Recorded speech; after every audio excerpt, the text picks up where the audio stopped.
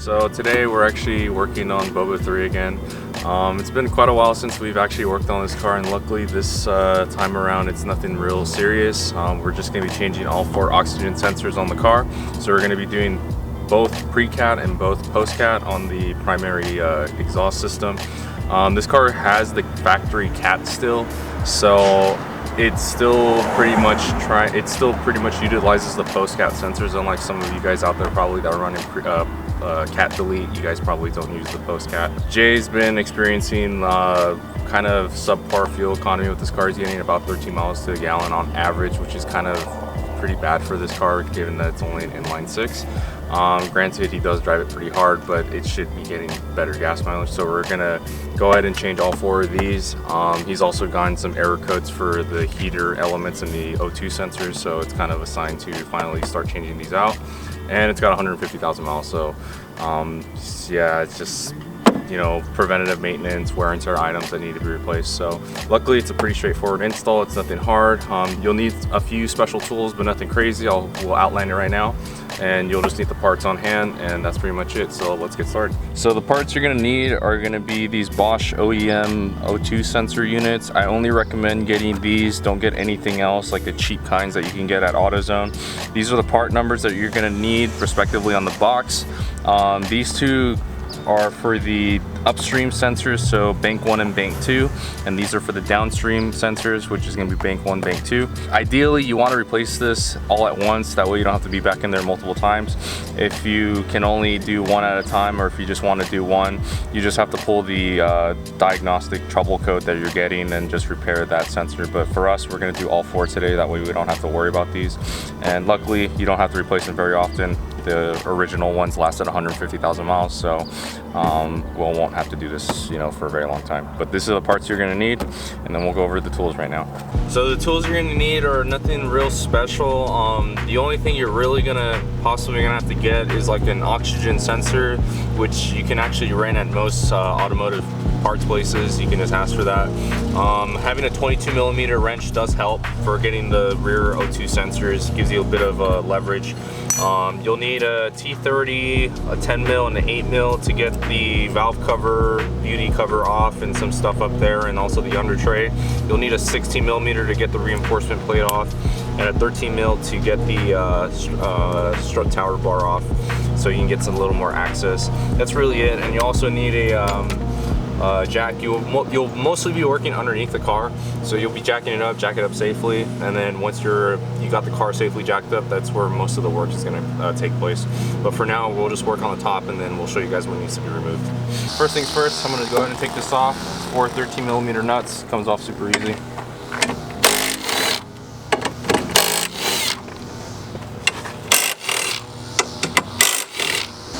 Quick tip, just put the nuts back on where you took them off, that way you don't lose them, so you don't have any frustration later when putting things back together.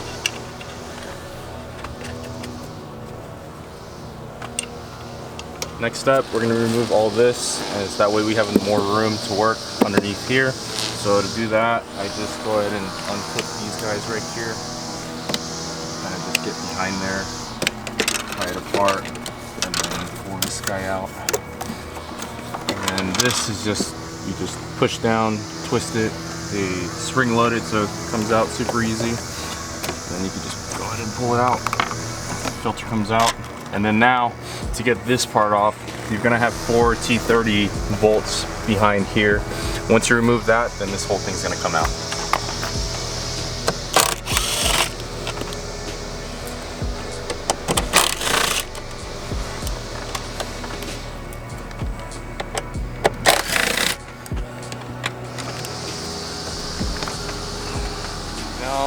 That we've got that off, we're gonna start removing this cover right here. All the O2 oxygen sensor connections are gonna be mostly back here, and I believe there's 2 for the post-cat underneath, but you're gonna have to remove this just to get those. So what I do is just remove all the 10mm nuts, and then remove the oil cap cover. And then you also want to be a little careful with this guy.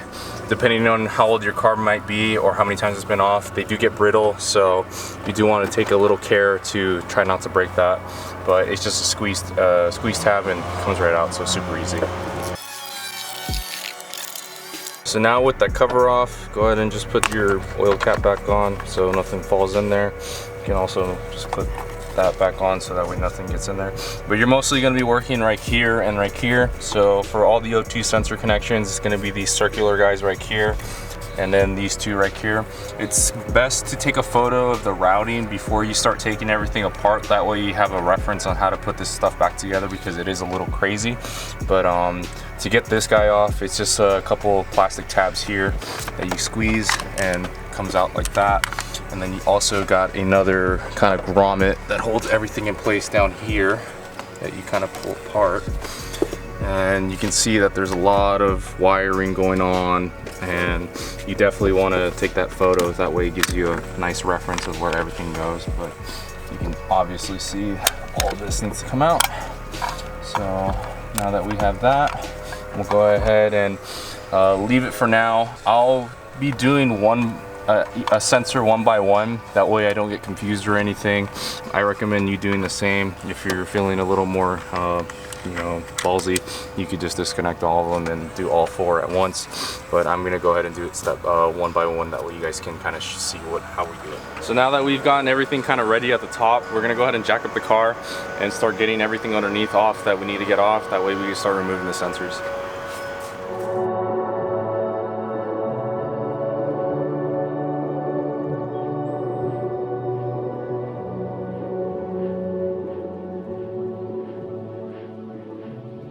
Now that we're underneath the car, we have to remove this reinforcement plate, because most of the work is going to be underneath this guy. You're going to have to remove a couple 8mm screws around the front and the rear splash guards, and then remove all the 16mm bolts. I believe there's I think there's 12 bolts in total. And then once you remove that, then you can start getting ready to remove all the sensors. So a good thing to do while you're underneath here is also to check, you know, if you've got any oil leaks, or check all the suspension components, kind of shake the wheels, make sure nothing's loose. This is the best time to do all that stuff, because most of the time many people aren't underneath their cars. So if you're ever underneath here, it's always a good idea to just check everything over, just make sure everything's good.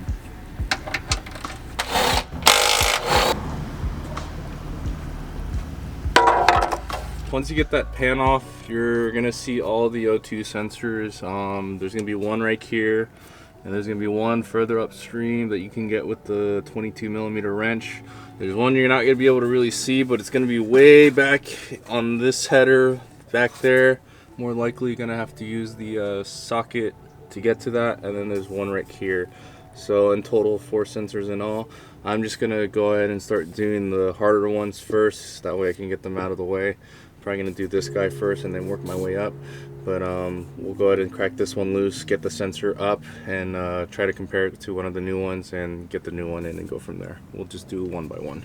As you can kind of see, if you can, you're gonna have to kind of get a little creative with the placement of the socket for some of these, and use a variety of extensions and adapters to get these off. But as you can see, I got that one loose. And for the back one, I used a low profile O2 sensor socket that has a wide opening in the center, and something like small, like a very tiny socket to get that loose. So make sure you have, you know, this guy, something like this. Like I said, you can rent at an auto parts store, and variety of sockets to make your life a lot easier for this installation, because if you don't, you're not going to enjoy this install. So make sure you get those, make sure you get that stuff beforehand. That's my pro tip for everybody. So as you can see, once you crack it loose, you can kind of twist it off. It can be a little challenging. The wires do like to kind of fight you a little bit, but once you do, just take it off.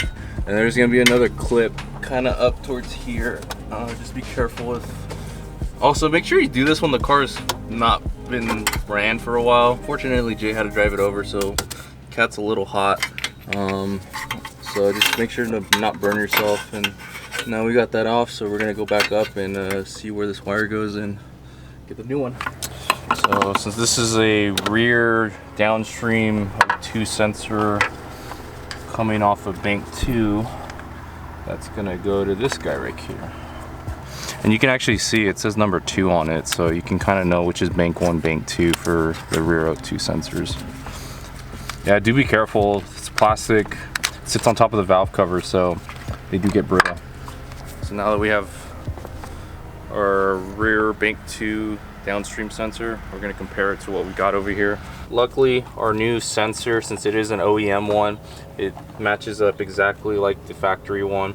It's got these little white tabs where to clip on to the little clips inside the engine, and it also says the number 2, so works perfectly fine. And if you're curious for that part number, it's going to be that guy right there. So cool. Now that we got our new one, let's go ahead and drop it back in and do the other 3.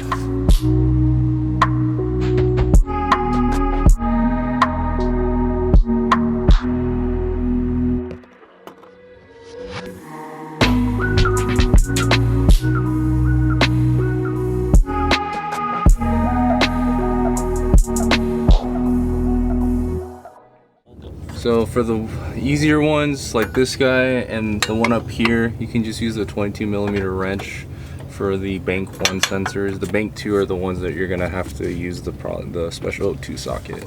So yeah, 22mm. They can be tight. I usually just use quite a bit of force to break them loose. Just make sure you don't whack yourself in the face with the wrench. Like that. Looks good. Looks good to me. Yep, just take your sensors out, compare them side by side to the new one. For the downstream rear O2 sensor on bank 1, it's going to be that part number. So time to drop this one back in. So this is the upstream pre-cat O2 sensor for bank 1. As you can see, it's the same thing. And part number for that is that guy.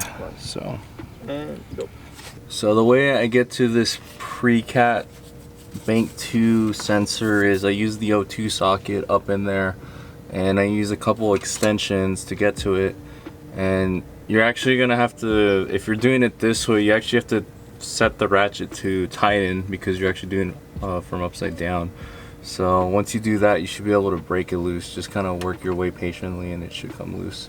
It makes it a little difficult too because this temperature sensor is kind of in the way, but if you get the socket right, you should be able to get around it. But if not, you can just use, I believe, a 14 or 15 mil wrench to get that off. But let's try to get this sensor off now.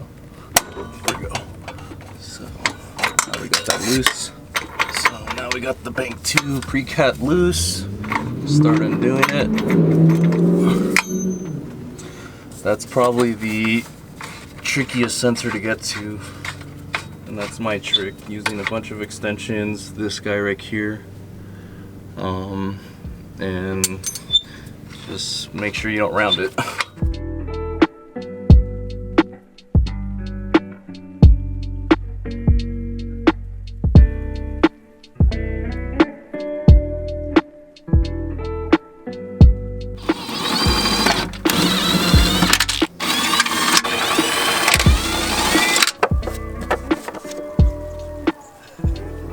So we got everything pretty much routed back up, connected. When you go ahead and reconnect everything up here, it actually, you can only, I guess, connect one connector to a certain connector. You can't mix and match. So just kind of route it the same way that you had it before. Reference to that photo you took at the beginning of the install video. And then it's just pretty much just wrapping everything back up, putting the cover back on, making sure none of the wires underneath are getting touching the header or getting snagged on anything. Super easy, and that's pretty much it.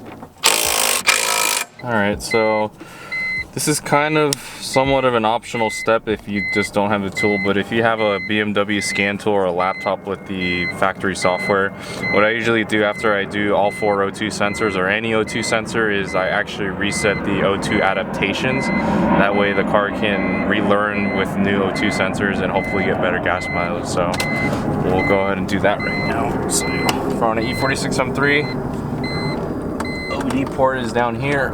Plug it in. You can see everything looks good. For this one, we'll go to BMW, scan VIN. Sometimes it takes a little bit of time to communicate, but just be patient. Go to M3, coupe, that one, USA, press OK. Then we'll go to control units, drive. We go to engine DME. We'll look at the codes real quick.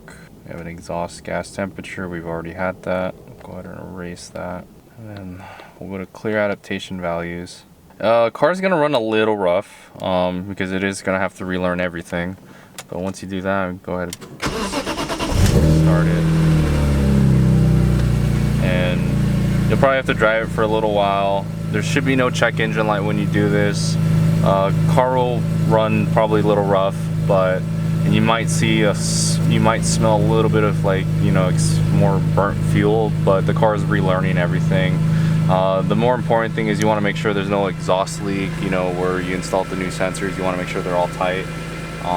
But it sounds like right now we're all good, so the only thing left is just to drive it and, you know, just to check in 100 miles or so if a check engine light comes on or anything like that. But other than that, it should be all good. So just wraps it up.